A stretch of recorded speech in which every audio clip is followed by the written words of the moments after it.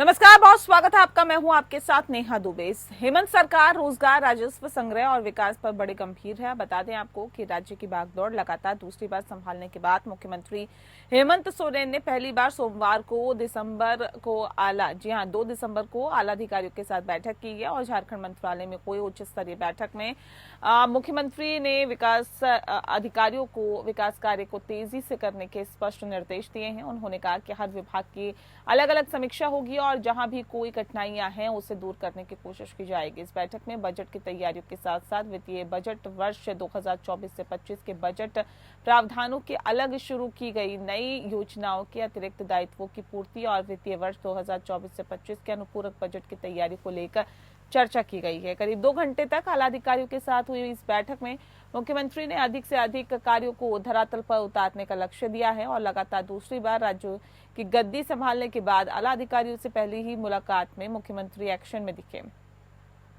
बैठक में उन्होंने अधिकारियों को स्पष्ट रूप से कहा है कि समय का सदुपयोग करें और इस दौरान आने वाली कठिनाइयों का त्वरित निष्पादन करें। उन्होंने कहा कि राज्य में कामकाज कैसा चल रहा है इससे लेकर विभाग स्तर पर समीक्षा होगी और जो प्रमुख योजनाएं संचालित हैं उनकी विस्तृत समीक्षा होगी। झारखंड मंत्रालय में बैठक के बाद सीएम हेमंत सोरेन ने मीडिया से बातचीत की और इस दौरान हेमंत सोरेन ने कहा कि समय का सदुपयोग हो और विकास कार्य तेजी के साथ करने के निर्देश दिए गए हैं। उन्होंने कहा कि मंत्रिपरिषद का गठन हो जाने के बाद विकास कार्यों में और तेजी आएगी। उन्होंने कहा कि यदि कोई समस्याएं आती है तो उसका समाधान निकाला जाए। बैठक में मुख्य सचिव अलका तिवारी सहित विभिन्न विभागों के प्रधान सचिव भी मौजूद रहे।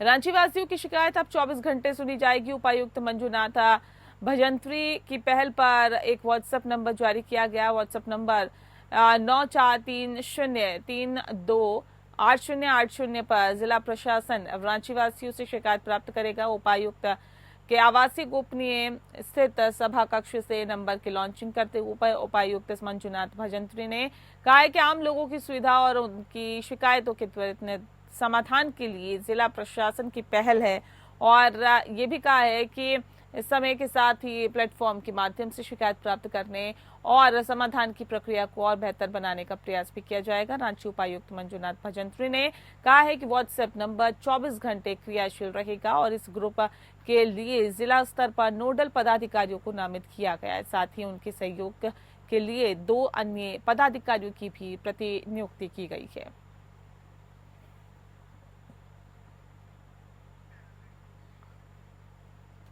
झारखंड में मुख्यमंत्री शपथ ग्रहण के बाद गठबंधन के तमाम पार्टी मंत्रिमंडल के गठन के लिए तत्पर नजर आ रहे हैं। बता दें आपको सभी पार्टियों के विधायक अपने आला नेताओं के साथ संपर्क साधे हुए हैं। बता दें कि झारखंड विधानसभा सत्र 9 दिसंबर से 12 दिसंबर तक का समय आहूत किया गया है और इस पर झारखंड प्रदेश कांग्रेस कमेटी के मीडिया प्रभारी राकेश सिन्हा ने कहा है कि निश्चित तौर पर हमारे झारखंड प्रभारी, झारखंड प्रदेश अध्यक्ष और झारखंड के कई वरिष्ठ नेता दिल्ली पहुंचे हुए हैं जहां आला नेताओं से बातचीत की जा रही है। निश्चित तौर पर हम जल्द ही मंत्रिमंडल का गठन कर विधानसभा सत्र में अपनी उपस्थिति दर्ज करेंगे।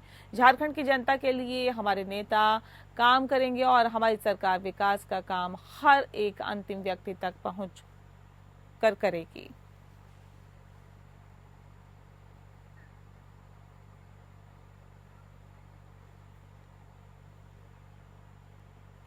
अगली खबर का रुख करते हैं। हेमंत सोरेन ने चौथी बार मुख्यमंत्री का पद ग्रहण किया है जिसके बाद सोमवार को जामताड़ा झारखंड मुक्ति मोर्चा जिला उपाध्यक्ष रविंद्रनाथ दुबे के नेतृत्व में पार्टी कार्यालय से हजारों महिला पुरुष कार्यकर्ताओं के साथ विजय जुलूस निकाला गया और जुलूस में बैंड बाजा, ढोल नगाड़ों के साथ आतिशबाजी करते हुए पूरे नगर का भ्रमण कर यज्ञ मैदान में समापन हुआ। इस मौके पर जेएमएम के जिला उपाध्यक्ष रविंद्रनाथ दुबे ने कहा है कि झारखंड में एक बार फिर से महागठबंधन की सरकार बनी और हेमंत सोरेन ने मुख्यमंत्री पद की शपथ ली है।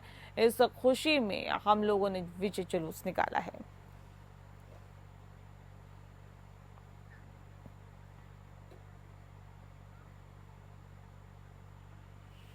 सारठ कल्याण विभाग द्वारा उन्नति पहिया कार्यक्रम के तहत सारठ प्रखंड क्षेत्र के कुम्हारा बांधी उत्क्रमित मध्य विद्यालय परिसर में क्षेत्र के 16 मध्य विद्यालय में पठन पाठन करके सत्र 2024-25 के 8वीं कक्षा के 504 छात्र छात्राओं के बीच निःशुल्क साइकिल वितरण किया गया। साइकिल वितरण सारठ विधायक उदय शंकर सिंह उर्फ चुन्ना सिंह द्वारा किया गया। इस दौरान विधायक उदय शंकर सिंह ने कल्याण विभाग को आड़े हाथों लेते हुए कहा कि छात्र छात्राओं को निःशुल्क दिए जाने वाली साइकिल उच्च क्वालिटी की होनी चाहिए। घटिया किस्म की साइकिल वितरण पर नाराजगी जताते हुए मैं इसे बर्दाश्त नहीं करूंगा, ये बात उन्होंने कही है। उन्होंने ये भी कहा है कि विभाग की लापरवाही और घटिया रखरखाव के चलते सभी साइकिलों में जंग लगी हुई है। इस मौके पर प्रखंड कल्याण पदाधिकारी शशांक शेखर और सभी विद्यालयों के शिक्षण गण मौजूद रहे।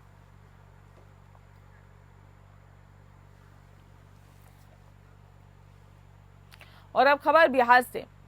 भारत के प्रथम राष्ट्रपति देश रत्न डॉक्टर राजेंद्र प्रसाद की 140वीं जयंती के अवसर पर राजेंद्र चौक स्थित उनके प्रतिमा स्थल पर आयोजित राजकीय समारोह में राज्यपाल राजेंद्र विश्वनाथ आर्लेकर और मुख्यमंत्री नीतीश कुमार ने देश रत्न डॉक्टर राजेंद्र प्रसाद के चित्र पर माल्यार्पण कर उन्हें नमन किया। बता दें कि माल्यार्पण के बाद राज्यपाल और मुख्यमंत्री ने स्वदेशी कंबल आश्रम की चरखा कात रही महिलाओं के बीच साड़ी वितरण कर उन्हें प्रोत्साहित भी किया। राजेंद्र चौक से राज्यपाल राजेंद्र विश्वनाथ आर्लेकर और मुख्यमंत्री नीतीश कुमार राजेंद्र घाट समाधि स्थल पहुंचकर डॉक्टर राजेंद्र प्रसाद की समाधि पर पुष्प चक्र अर्पित कर उन्हें श्रद्धांजलि दी। और इस अवसर पर बिहार विधानसभा अध्यक्ष श्री नंद किशोर यादव, उप मुख्यमंत्री श्री सम्राट चौधरी, उप मुख्यमंत्री विजय कुमार सिन्हा और कई मंत्री, विधायक सहित अन्य सामाजिक और राजनीतिक कार्यकर्ताओं ने देश के प्रथम राष्ट्रपति डॉक्टर राजेंद्र प्रसाद को नमन कर श्रद्धा सुमन अर्पित किया। इस अवसर पर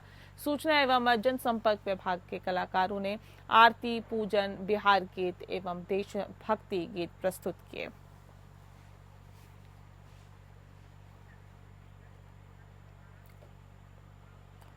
और अब खबर महाराष्ट्र से। महाराष्ट्र में सरकार बनने को लेकर गतिरोध अभी भी जारी है और इस बीच एक खास कार्यक्रम के दौरान नितिन गडकरी ने कहा है कि राजनीति और असंतुष्ट आत्माओं का सागर है। केंद्रीय मंत्री नितिन गडकरी ने नागपुर में एक किताब के 50 गोल्डन रूल्स ऑफ लाइफ के विमोचन के अवसर पर उन्होंने ये वक्तव्य दिया। गडकरी ने कहा कि राजनीति जो असंतुष्टता है और राजनीतिक और असंतुष्ट आत्माओं का सागर है और यहाँ अधिकांश पार्षदों के साथ ही मुख्यमंत्री तक असंतुष्ट नहीं होते हैं और कोई अपने मंत्रालय को लेकर तो कोई पद को लेकर गडकरी ने राजनीति में असंतुष्टों की सोच को खुलकर उजागर किया। केंद्रीय मंत्री नितिन गडकरी ने कहा है कि समस्याओं का सामना करने के लिए व्यक्ति को जीवन जीने की कला आनी चाहिए। उन्होंने कहा कि राजनीति असंतुष्ट आत्माओं का समुद्र है। यहाँ पर सभी लोग दुखी है। जो पार्षद बनता है वो इस बात से दुखी होता है कि उसे विधायक बनने का मौका नहीं मिला। एक विधायक इसलिए दुखी होता है क्योंकि उसे मंत्री पद नहीं मिला। उन्होंने कहा कि एक विधायक इसलिए भी दुखी होता है क्योंकि उसे अच्छे मंत्री स्तरीय विभाग नहीं मिला और वो मुख्यमंत्री नहीं बन सके। मुख्यमंत्री इस बात से तनाव में है कि पता नहीं कब आलाकमान उन्हें पद छोड़ने के लिए कह दे। ऐसे में राजनीति में हर कोई दुखी ही है।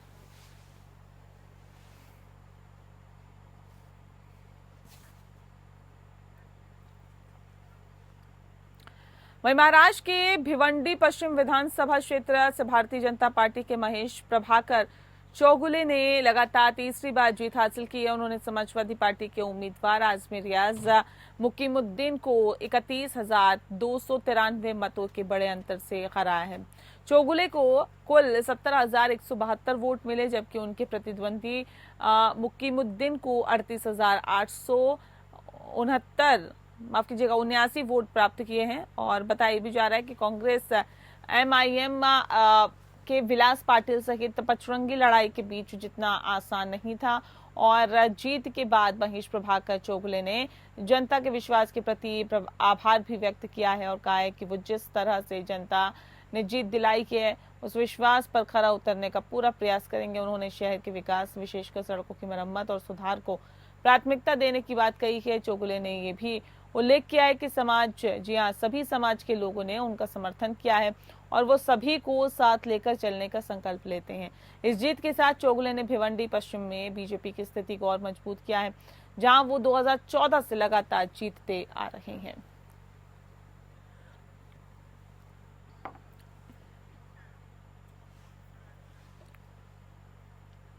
और अब खबर राजस्थान से। राजस्थान में उपचुनाव में जीतकर आए 7 विधायकों को विधानसभा स्पीकर वासुदेव देवनानी के चैम्बर में शपथ दिलाई गई। 7 सीटों पर उपचुनाव हुए और ऐसे में उपचुनावों में बीजेपी ने 5, कांग्रेस और भारतीय आदिवासी पार्टी यानी बीएपी ने 1 सीट जीती है। बता दें कि उपचुनाव के बाद विधानसभा में अब 200 विधायकों की संख्या भी पूरी हो गई है।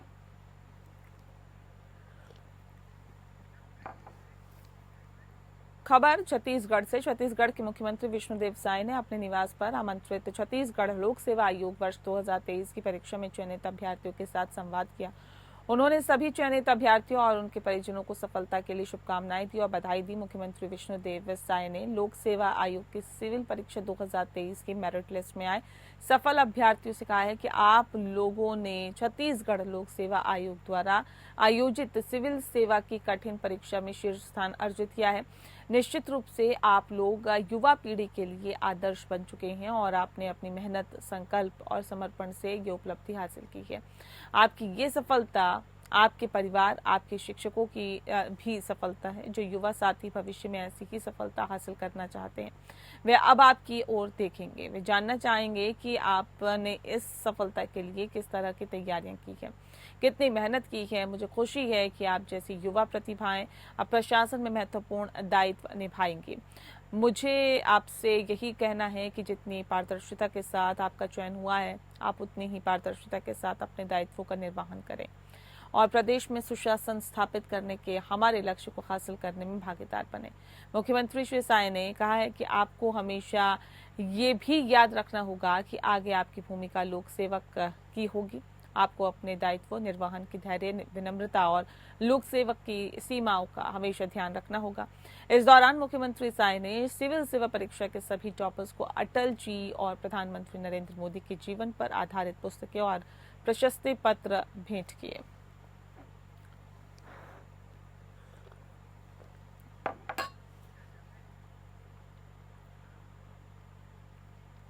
मुख्यमंत्री साय की अध्यक्षता में छत्तीसगढ़ सरकार की कैबिनेट बैठक में प्रदेश की नगर निगमों के महापौर और नगर पालिकाओं के अध्यक्ष का चुनाव प्रत्यक्ष प्रणाली से कराए जाने का फैसला लिया गया है। बता दें आपको, साथ ही राज्य में पर्यटन को उद्योग का दर्जा देने का भी बड़ा फैसला लिया गया है। ये उल्लेखनीय है कि अविभाजित मध्य प्रदेश राज्य में 1999 में पूर्व नगर पालिका नियमों में महापौर तथा नगर पालिकाओं के अध्यक्ष का निर्वाचन प्रत्यक्ष रीति से हुआ था और होता था, जिसकी अधिसूचना का प्रकाशन राजपत्र में 12 दिसंबर 2019 को किया गया था।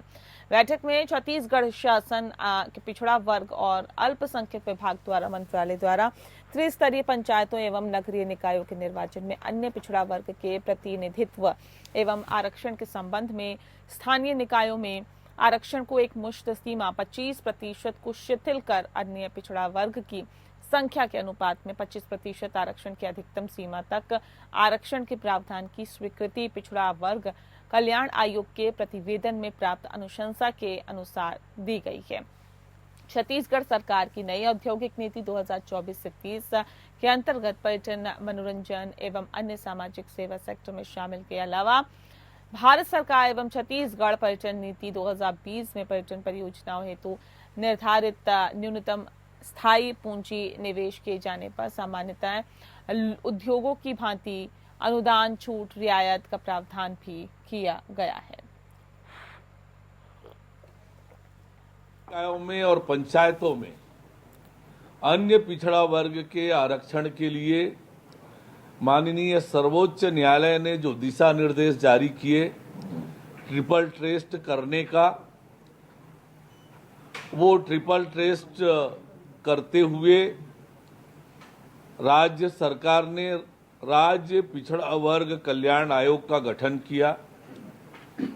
कमिटी ने अपनी रिपोर्ट दी और उसके आधार पर जो आंकड़े आए हैं, उस आधार पर नगरीय निकायों में और पंचायतों में अन्य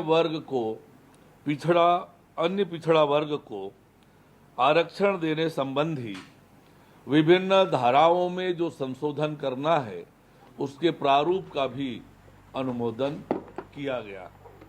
अगली खबर का रुख करता है रायपुर नगर निगम की बैठक हुई। बैठक के बाद महापौर एजाज टेबर ने प्रेस कॉन्फ्रेंस कर बताया कि बैठक में 15 एजेंडों पर चर्चा हुई है जो कि पूरी तरह से पास हुए। पेंशन दुकानों, आंगनबाड़ियों के विषय पर चर्चा हुई। शमशान घाट में काम करने वाले गार्ड का वेतन 1500 करता था जो कि बढ़ाकर अब 3000 किया जा रहा है और ऐसे में आवास को लेकर सरकार के द्वारा भराए जा रहे फॉर्म को लेकर महापौर डेबर ने साई सरकार पर निशाना साधा है। उन्होंने कहा कि पीएम आवास 2023 से लेकर अब तक नए आवास के लिए 1 रुपए तक जारी नहीं किया गया है। जिन लोगों के पास घर है और जिनके पास पट्टा है उनको केंद्र सरकार और राज्य सरकार के द्वारा सब्सिडी दी जा रही है।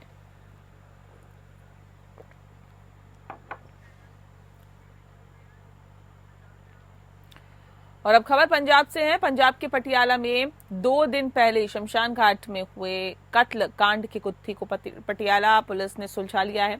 अधेड़ उम्र के 2 बुजुर्गों द्वारा इस हत्याकांड को अंजाम दिया गया। कत्ल में इस्तेमाल किए गए 2 हथियारों को भी बरामद किया गया। पुलिस ने ये बरामद किया है। सारे मामले में प्रवेश करते हुए वार्ता करते हुए SSP Patiala doctor Nanak Singh IPS ने बताया कि मृतक नौजवान नवनीत सिंह हरदीप सिंह दीवाना का मुंह मिला बेटा था और जिसने इस हत्याकांड को अंजाम दिया वो हरदीप सिंह का भाई रणवीर सिंह उर्फ मिट्टू है। उसका दोस्त मलकीत सिंह को पुलिस ने हथियारों सहित गिरफ्तार किया है। उनके पास से इस हत्याकांड में इस्तेमाल की गई गाड़ी को भी पुलिस ने बरामद कर लिया है। इनके पास से 315 बोर की 2 नाली राइफल, 32 बोर का पिस्टल बरामद किया गया। एसपी नानक सिंह ने बताया कि मामला एक होटल प्रॉपर्टी को लेकर था जो कि हरदीप सिंह ने नवनीत सिंह के नाम कर दी थी। काफी महंगी प्रॉपर्टी थी। एसएसपी ने बताया कि इससे पहले भी नवनीत सिंह को मारने की कोशिश की गई थी। एसएसपी के मुताबिक इनका आपराधिक रिकॉर्ड है और इन दोनों मुलजिमों पर इनके ऊपर 80-90 के दशक के कई मामले पुलिस में भी दर्ज है।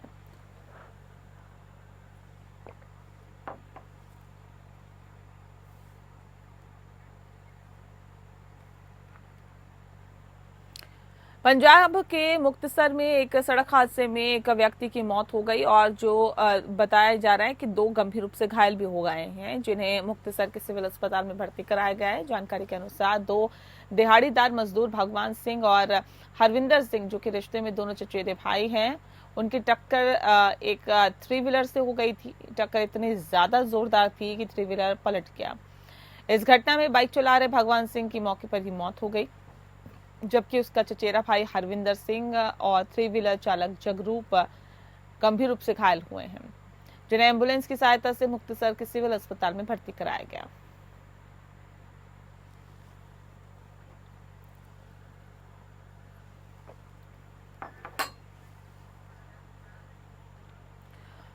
और खबर अब हरियाणा से। हरियाणा के फरीदाबाद में नेशनल हाईवे नंबर 19 पर बाटा चौक के पास एक हरियाणा रोडवेज की सीएनजी बस में अचानक से आग लग गई। बता दें आपको कि गनीमत ये रही कि चालक और परिचालक ने सूझबूझ का परिचय देते हुए बस से कूदकर अपनी जान बचा ली। बस में लगी आग पर काबू पाने के लिए आसपास से पानी और लोगों की मदद ली गई और आग पर काबू पाने की कोशिश में जुट गए। बस चालक नवीन ने बताया कि वो फरीदाबाद के वल्लभगढ़ बस डिपो से लेकर चले थे और जिन्हें गुरुग्राम बस डिपो में जाना था और कुछ दूर चलते ही अचानक से बस के पीछे से उन्हें आग की लपटें और धुआं दिखाई देने लगा। इसके बाद उन्होंने बस को रोक दिया और बस में लगी आग पर काबू पाने के लिए पास के ही मंदिर से पानी लेकर आग पर काबू पाने की कोशिश की। इसी दौरान किसी ने फायर ब्रिगेड को इसकी सूचना दी जिसके चलते फायर ब्रिगेड भी समय रहते ही मौके पर पहुंच गई और फायर ब्रिगेड ने तुरंत आग पर काबू पा लिया।